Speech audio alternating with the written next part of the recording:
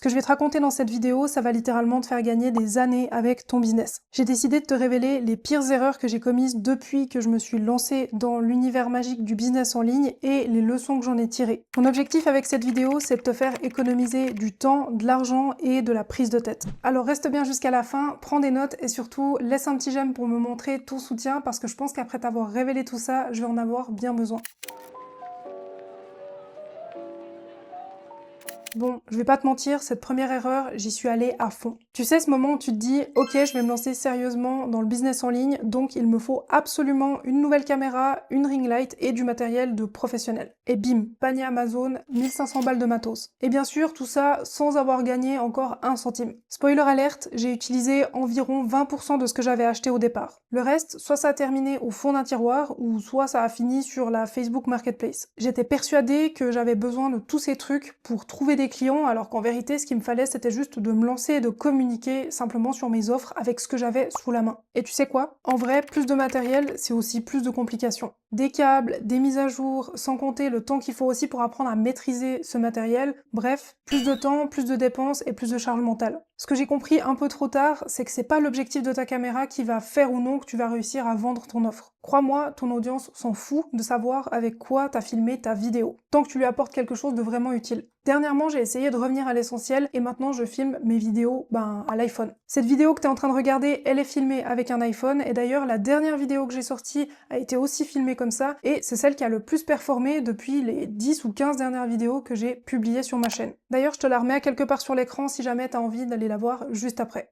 Avec le recul, j'aurais eu meilleur temps de garder mon argent pour développer mes compétences et pour apprendre à utiliser le matériel que j'avais déjà. Et c'est vraiment la leçon que j'aimerais que tu retiennes. Garde ton argent pour l'investir dans tes compétences et pas dans du matériel. T'as pas besoin d'avoir le dernier micro à 400 € ni d'avoir un setup de télévision pour te lancer. Ton smartphone et un bon micro à moins de 100 €, ça suffit largement. Oui, même si tu veux te lancer sur YouTube. Moins tu compliques tout ce qui est matériel, plus ce sera facile pour toi de créer du contenu. Tu sais comment tout fonctionne, tu perds moins de temps à bidouiller et tu passes plus de temps sur l'essentiel, faire passer ton message. Quand j'ai commencé avec le business en ligne, j'avais l'énergie d'un labrador sous Red Bull, sauf que j'avais aucune direction claire. Je me levais le matin avec 12 idées de business, l'après-midi j'étais en train de refaire mon branding, et le soir je regardais un 50e reel de morning routine en me disant qu'en fait j'aurais eu meilleur temps de faire coach en lifestyle ou un truc comme ça. En fait à ce moment-là, je confondais mouvement et progrès. Je passais mes journées à faire des trucs, mais en fait, j'avançais jamais vraiment concrètement. J'avais clairement ce qu'on appelle le syndrome de l'objet brillant. Chaque nouveau hack, chaque nouvelle méthode, chaque nouvelle stratégie révolutionnaire, ça me donnait envie de tout jeter et de tout recommencer. Et tu sais pourquoi j'avais ce problème? Parce que j'avais pas pris le temps de définir ma vision. J'arrêtais pas de suivre les stratégies des autres sans jamais me demander est-ce que ça me correspond vraiment et est-ce que c'est cohérent avec ce que j'ai envie de créer à long terme. Résultat, j'avais un business brouillon, mais le pire là-dedans, c'est que je me fondais dans la masse parce qu'en fait, j'avais absolument rien qui me différenciait de la concurrence. La leçon que tu peux retenir de cette erreur, c'est que t'as meilleur temps de prendre un moment vraiment au début de ton parcours pour tout miser sur l'introspection.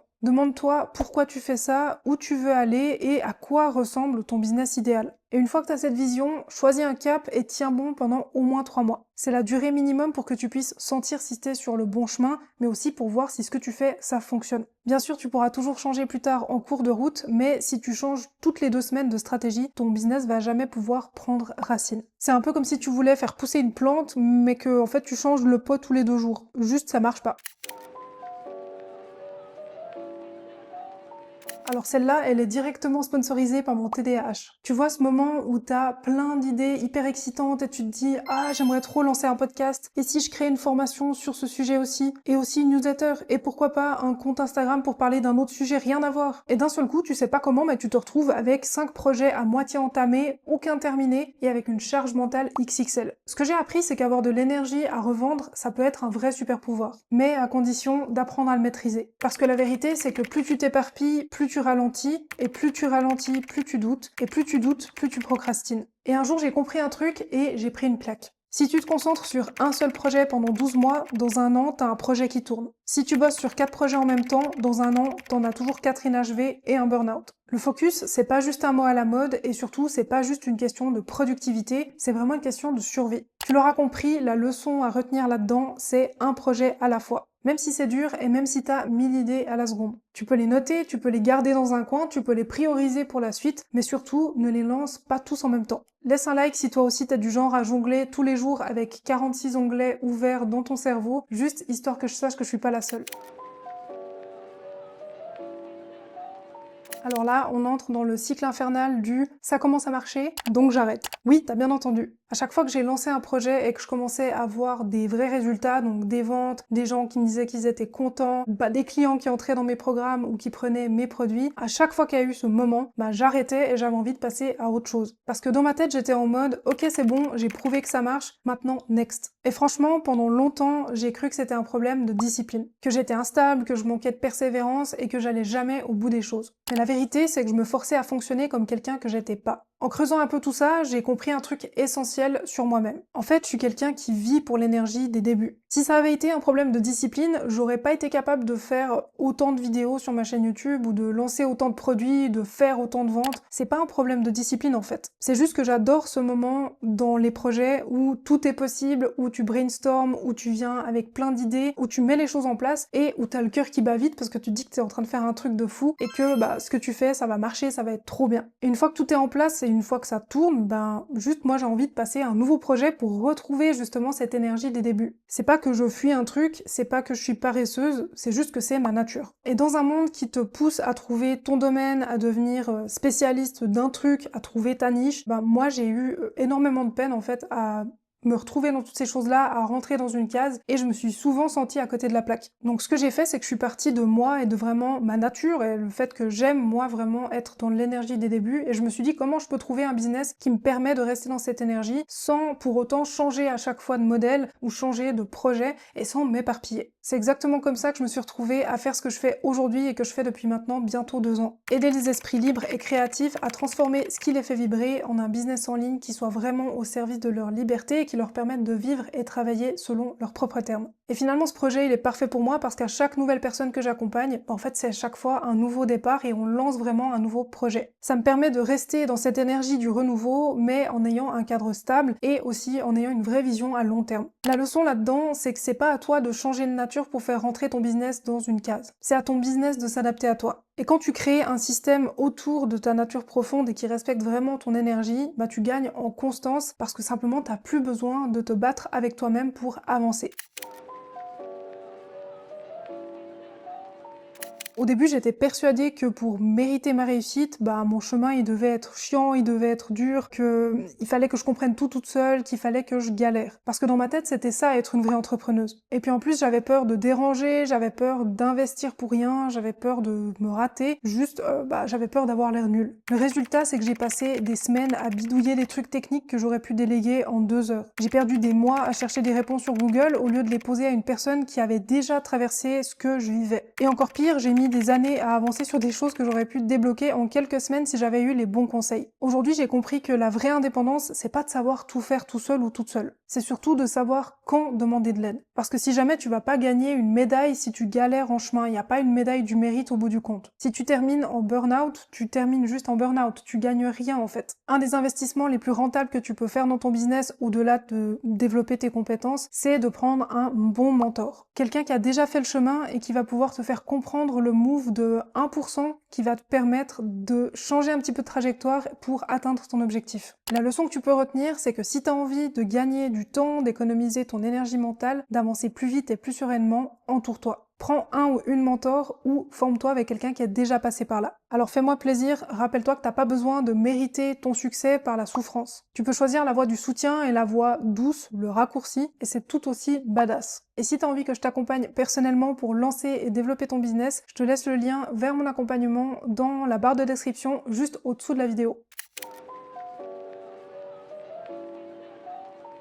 Celle-ci, c'est une erreur un petit peu insidieuse parce que souvent, on s'en rend compte trop tard. En 2016, quand je me suis lancée, je pensais que mon quotidien d'entrepreneuse qui démarre et qui galère, ça avait rien de très intéressant. Que c'était trop brouillon, pas assez inspirant et pas assez réussi pour mériter d'être partagé. Mais aujourd'hui, je me rends compte d'un truc essentiel. Ce que tu vis en ce moment dans ton parcours, même si ça te semble banal ou inutile, en réalité, c'est de l'or. Parce que ce que tu es en train de traverser là maintenant, en fait, ça peut vachement aider la personne qui est un pas ou 2 pas derrière toi. Et aussi parce que ton parcours, c'est la base de ton storytelling, de ta légitimité et de ta marque personnelle. Quand je regarde en arrière, j'aimerais tellement avoir des vidéos de mes débuts, même filmées à l'arrache, des notes vocales où je partage mes doutes, ou des captures d'écran de mes premiers posts, de mes premiers échecs et de mes premières victoires. Pas pour flatter mon ego, mais plutôt pour rassurer les personnes qui se lancent aujourd'hui et qui sont là où moi j'étais en 2016 quand je me suis lancée et que je me sentais seule et complètement paumée. Tu t'en rends sûrement pas encore compte, mais ce que tu es en train de vivre maintenant, c'est un truc que tu seras très content ou très contente de regarder dans quelques années quand tu seras plus du tout au même endroit et que tu auras vachement évolué. Et ce qu'il faut que tu saches, c'est qu'il y a aucun moment dans ta vie où tu vas te dire « Ok, c'est bon, j'ai tout ce que je voulais dans ma vie, j'ai atteint complètement le sommet et j'ai plus rien à apprendre et plus rien pour évoluer. » Dans la vie, on évolue toujours en continu et même des personnes qui ont un succès de malade aujourd'hui, ils continuent à évoluer, continuent d'apprendre des leçons et de changer d'objectif, de changer de projet. Ça fait juste partie de la vie. Donc si tu passes ton temps à te dire que quand tu auras atteint le prochain palier, tu seras heureux ou heureuse ou bien ça vaudra la peine là de partager ton parcours, en fait tu partageras jamais rien. Donc ce que tu peux faire pour éviter de faire la même erreur que moi, c'est de commencer à documenter ton parcours, pas demain, mais vraiment dès aujourd'hui. Ça peut être en créant du contenu en public ou juste en créant du contenu pour toi, en gardant ça de côté pour le jour où tu auras envie de lancer ton projet et de te lancer par exemple dans l'entrepreneuriat. Parce qu'aujourd'hui, il n'y a rien de mieux que de créer du contenu pour faire passer son message et attirer vers nous des personnes qui juste sont sur la même longueur d'onde. Garde une trace de ce que tu penses et de tes perspectives du moment parce que c'est peut-être exactement ce que ton audience aura besoin de voir ou d'entendre à un moment donné.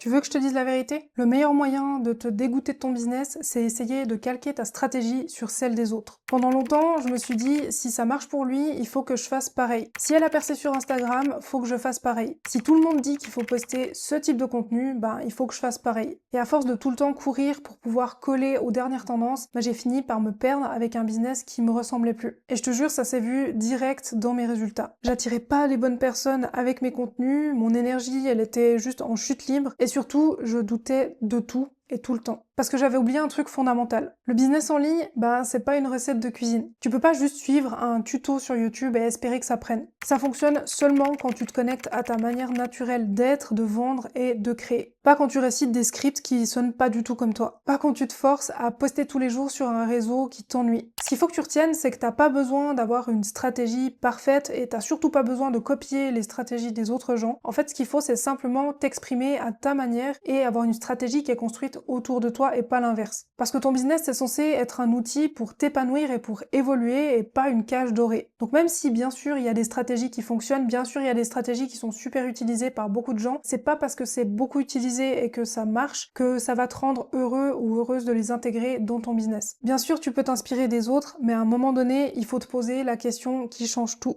Et moi dans tout ça.